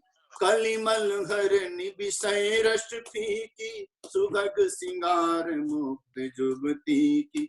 दलन रोग भव मूर यमी की, तात मात सब विधि तुलसी की। आरती श्री रामायण जी की, आरती श्री रामायण जी की। हे राजा राम तेरी आरती उतारूं, हे राजा राम तेरी आरती उतारूं। आरती उतारूं तन मन मारूं, आरती उतारूं तन मन मारूं। हे राजा राम तेरी आरती उतारूं, हे राजा राम तेरी आरती उतारूं। कनक सिंहासन राजत जोरी, कनक सिंहासन राजत जोरी। दशरथ नंदन जनक किशोरी, दशरथ नंदन जनक किशोरी। हे राजा राम तेरी आरती उतारूं, हे राजा राम तेरी आरती उतारूं। वाम भाग शोभित जग जननी, वाम भाग शोभित जग जननी। चरण विराजत है सुत अंजनी, चरण विराजत है सुत अंजनी। हे राजा राम तेरी आरती उतारूं, हे राजा राम तेरी आरती उतारूं। हे राजा राम तेरी आरती उतारूं। पूर गौरम करुणावतारं संसार सारं भुजगेन्द्रहारं सदा वसन्तं हृदयारविन्दे भवं भवानी सहितं नमामि। मङ्गलं भगवान् विष्णु मङ्गलं गरुडध्वजः, मङ्गलं पुण्डरीकाक्ष मङ्गलायतनो हरि। सर्वमङ्गलमङ्गल्ये शिवे सर्वार्थसाधिके, शरण्ये त्र्यम्बके गौरि नारायणि नमोस्तुते। त्वमेव माता च पिता त्वमेव, त्वमेव बन्धुश्च सखा त्वमेव, त्वमेव विद्या द्रविणं त्वमेव, त्वमेव सर्वं मम देवदेव। कायेन वाचा मनसेन्द्रियैर्वा बुद्ध्यात्मना वा प्रकृतिस्वभावात् करोमि यद्यत् सकलं परस्मै नारायणायेति समर्पयामि। श्रीकृष्ण गोविन्द हरे मुरारे, हे नाथ नारायण वासुदेव। जिह्वे पिबश्वामृतमेतदेव, गोविन्द दामोदर माधवेति। अच्युतं केशवं राम नारायणं कृष्ण दामोदरं वासुदेवं हरि। श्रीधरं माधवं गोपिका वल्लभ, जानकी नायकं रामचन्द्रं भज, जानकी नायकं रामचन्द्रं भज। हरे कृष्ण कृष्ण कृष्ण हरे हरे, हरे राम राम राम हरे हरे। हरे कृष्ण कृष्ण कृष्ण हरे हरे, हरे राम राम राम हरे हरे। चरण कमलयोरार्तिक्यं मंत्र पुष्पांजलिं समर्पयामि। बोलिए गणपति गजानन भगवान की, माता की, लक्ष्मी नारायण भगवान की, रामचंद्र भगवान की, राधावर कृष्ण चंद्र भगवान की, स्वामी तुलसीदास जी महाराज की, महाराज की, सत्य सनातन धर्म की, आज के आनंद की, रामायण मैया की। ओम नमः पार्वती पतये, हर हर महादेव। तो सबको बहुत बहुत शुभकामना। शरद जी, शशि जी, रश्मि जी, आनंद जी, संदीप जी, कोमल जी, अल्पना जी, संजय जी को भी नमस्कार कहिएगा, और सुधा जी, शिव कुमार जी को भी, वंदना जी, अनुराग जी, और सबको बहुत बहुत साधुवाद। माता जी को प्रणाम है। सुमन जी, सुधीर जी कहाँ गए, दिख नहीं रहे हैं। और विनय जी कविता के साथ में विराजमान हैं, और ब्रजेश जी, मीनू जी, सरला जी के दर्शन नहीं हो रहे हैं, शायद वो सुन रही होंगी। और एक और कोई है आईफोन पर, मुझे पता नहीं, जो भी हैं उनको हमारा जय श्री राम। प्रदीप जी, रश्मि जी, सुमन जी। तो और सब लोग आ गए, राघवेंद्र सरकार के दर्शन हो रहे हैं सुधा जी के यहाँ से सीधे। तो आप सबको बहुत बहुत शुभकामना है, बहुत बहुत मंगल कामना। और निश्चित ही मुझे नहीं पता, पर मैं इतना जरूर जानता हूँ कि मेरे जीवन के मैंने अब अपना सत्य तो मैं बोलता हूँ, कभी कभी झूठ बोलता हूँ, लेकिन आज मैं परम सत्य कहूंगा। तो मैं झूठ अच्छाई के लिए बोलता हूँ, पर आज मैं एक सत्य कहूँ तो मैंने अपने जीवन की अर्धशती पूरी की है। मतलब इस साल के जनवरी के 10 तारीख को, मतलब मेरे 50 वर्ष पूरे हो गए और मैं 51 वर्ष में चल रहा हूँ। तो मैंने अपने पूरे जीवन में, और मैं जब 17 वर्ष का था तब से मैंने अपना घर छोड़ा और वैदिक विद्या के अध्ययन के लिए ऋषिकेश इत्यादि में 8 वर्षों तक हिमालय में भगवान की कृपा, संतों का संग मिला पढ़ाई करने का। तो तब से मैं पंडित जी की तरह अपने जीवन में करता रहा हूँ ये कार्य। लेकिन और 20 वर्ष से अमेरिका में हूँ। पर वास्तव में ये जो समय है ना, ये जो 9 दिन आप सब लोगों ने मुझे अपने साथ रख करके जो दिए, ये मेरे जीवन का अविस्मरणीय और अद्भुत समय है। ऐसी विषम परिस्थिति में आप सब लोग मेरे साथ खड़े रहे हैं और भगवान जी के साथ हम सब लोग मिलकर जो भी है टूटे फूटे शब्दों में उनकी स्तुति कर पाए। ये अलौकिक रहा और अद्भुत रहा। सबके ऊपर भगवान श्री राघवेंद्र सरकार की कृपा बनी रहे और हम सबके जीवन में वंशे सदैव होताम हरि भक्ति रस्तु, हमारे जीवन में खूब हरि की भक्ति रहे, सबके परिवार में हरि भक्ति बढ़े और पुष्पित पल्लवित हो। इसी के साथ अपनी बात समाप्त करता हूँ। अब आप लोगों का माइक खुल जाना चाहिए, किसी को कुछ कहना है, वार्तालाप करनी है तो कर सकते हैं। जय सिया राम। जय सिया राम। जय सिया जय सिया राम। चलिए बंद करते हैं।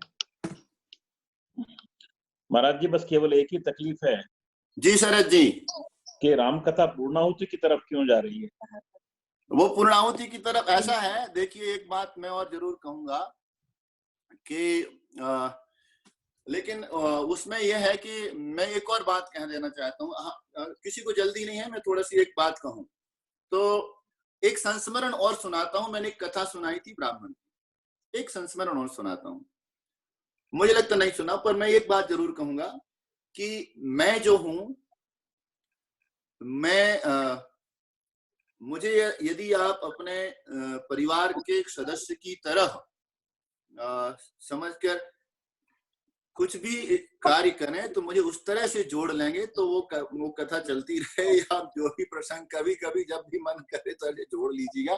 और कथा तो विराम नहीं लेती है, सिर्फ वो थोड़ी देर के लिए विराम लेती है, वो तो कभी भी आरंभ हो सकती है और शुरू कर सकते हैं एनी टाइम। तो ये विषम परिस्थिति से हम लोग मुक्त हो। और लेकिन हाँ ये है कि ये जो संघ में शक्ति है, कलयुग में संघे शक्ति कलौ युगे, तो सब जुड़े रहें। और ऐसी परिस्थिति में अकेला कोई ना रहे। अकेला कोई ना रहे का मतलब कि आप बिल्कुल अकेले अकेले नहीं रहें, ये किसी न किसी तरह से गोष्ठी करते रहें, आपस में मिलते रहें। इसी तरह से ये बहुत अच्छा माध्यम है। तो हम सबकी जो जीवंतता है वो बनी रहेगी और उत्साह बना रहेगा। और उस उत्साह में मुझे भी आप लोग जोड़ सकते हैं, बिल्कुल निस्संदेह। और उसमें यजमान बनने की आवश्यकता नहीं है।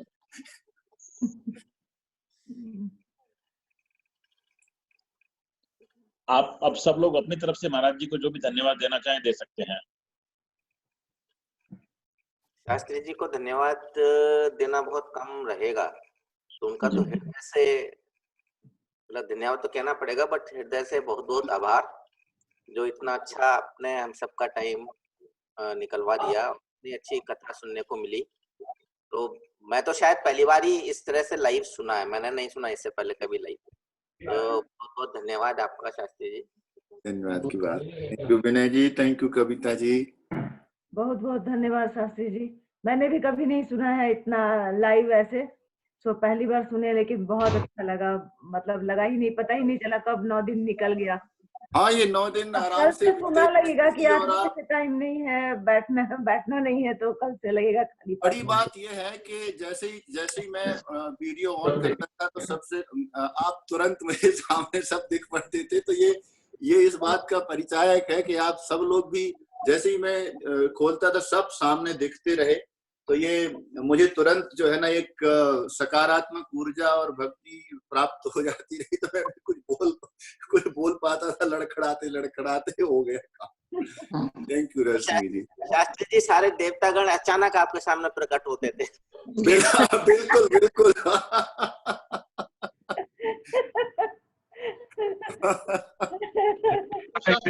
पता नहीं। भाई साहब आप बोलिए। प्रदीप भाई साहब आप बोलिए। नहीं, मैं ये कह रहा था कि पता नहीं वो देवता सब थे कि दैत्य थे, ये तो पता नहीं। शास्त्री जी तो एक ऐसा है, तो देवता ही है भाई साहब, आपका पता नहीं मुझे। प्रदीप जी सुनिए क्या है, वो राम जी से किसी ने पूछा कि भाई आपने ये कहा कि जो कोई मेरी शरणागत होगा उसको मैं उसके जन्म कोटि अग्नाशों तब ही। तो किसी ने कहा कि महाराज ये तो खराब बात कह दी आपने कह दिया कि जो कोई मेरे पास आएगा मैं उसके करोड़ों जन्मों के पाप नष्ट कर दूंगा। तो लोग तो फिर क्या करेंगे, पाप करेंगे, बहुत सारे पाप करेंगे और आपके सामने आ जाएंगे, सबके पाप नष्ट हो जाएंगे। ये तो बात ठीक नहीं है। तो राम जी ने दूसरी बात कही, जो पे दुष्ट हृदय को होई मोरे सन्मुख आव की सोई। कहा कि जो दुष्ट होगा वो मेरे सामने आ ही नहीं पाएगा। कैसे नहीं आ पाएगा? एक बार, अब कथा करी, एक बार अंधेरे ने जाकर के भगवान से शिकायत करी। कहा कि महाराज ये जो सूरज है ना आपका, ये बहुत खराब है, मेरे पीछे पड़ा है, मैं जहां जाता हूँ वहीं आ जाता है, मुझे भगा कर किसने परेशान कर दिया है, इसकी खबर लो। भगवान ने कहा चलो ठीक है, फलानी तारीख को तुम आ जाना, मैं सूरज को भी बुलाऊंगा और तुम्हारे सामने ही बातचीत हो जाएगी। तो भगवान ने सूरज को संदेशा भेजा कि फलानी तारीख को तुम्हारा कोर्ट में पेशी है। सूरज पहुंच गए और जब सूरज पहुंच गए तो सुबह से शाम तक सूरज बैठा रहा भगवान के पास में, अंधेरा आया ही नहीं। उन्होंने कहा कि वो आया नहीं, वो शिकायत तो करके गया, पेशी तो वो करके गया, वो आया नहीं, अब तुम जाओ, सूरज चलेंगे। जैसे ही सूरज गए अंधेरा तुरंत आ गया। तो भगवान ने कहा तू तो आया नहीं समय पर। बोले महाराज समस्या तो यही है, जहां वो होता है वहां मैं पहुंच ही नहीं सकता। तो प्रदीप जी आप ये जान लीजिए कि राम जी के आसपास, राम कथा में भक्तों के बीच में कोई दैत्य आ ही नहीं सकता। आप भ्रम मत पालिए कि आप वो हैं, आप बिल्कुल साधु पुरुष हैं।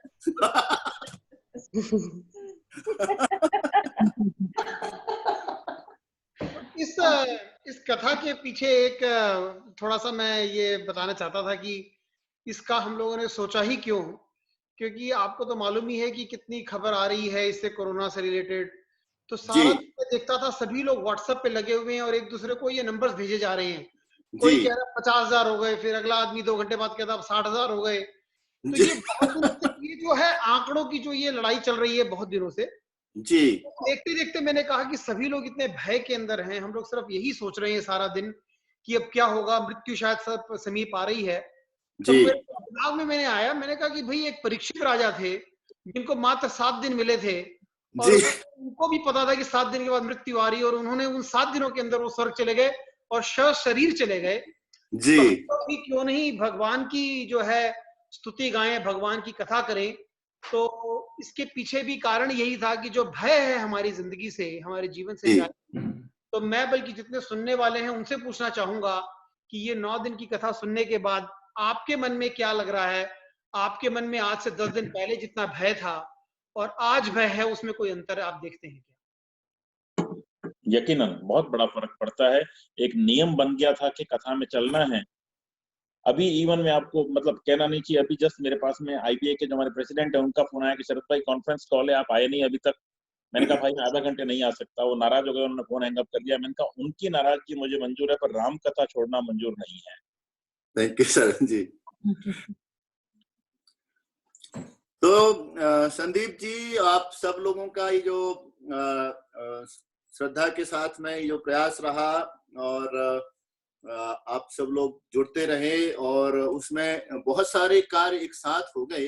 एक्चुअली उसमें आपको पता नहीं है कि आपने इस भय को और इसको ये करने के लिए किया, लेकिन मैं आपको एक बात जरूर कहूंगा, जैसे गोस्वामी तुलसीदास जी ने रामायण के आरंभ में वंदना में कहा कि यह जो कथा है मैंने अपने मन को सुनाने के लिए कही। रामचरितमानस, तुलसी रघुनाथ गाथा, भाषा निबद्धमति मंजुल मातनोति, मैंने अपने मन को प्रबोध करने के लिए लिखी है।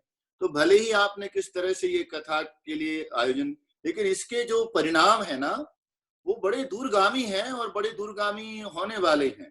तो इससे बहुत कुछ बदला है, और आपकी तरफ क्या बदला मुझे तो दिख ही रहा है, लेकिन इधर बहुत कुछ बदला है, और ये इतना बड़ा बदलाव हुआ है।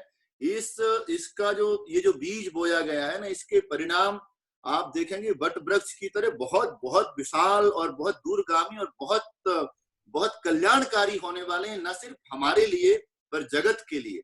मैं ये जरूर ये कहना चाहता हूँ, क्योंकि ये मेरे अंतर में भाव रघुनाथ जी की कृपा से आया है। तो बहुत शुभ और बहुत कल्याणकारी ये जो बीज है, ये तो बीज है, सिर्फ छोटा सा बीज है। अभी इसको तो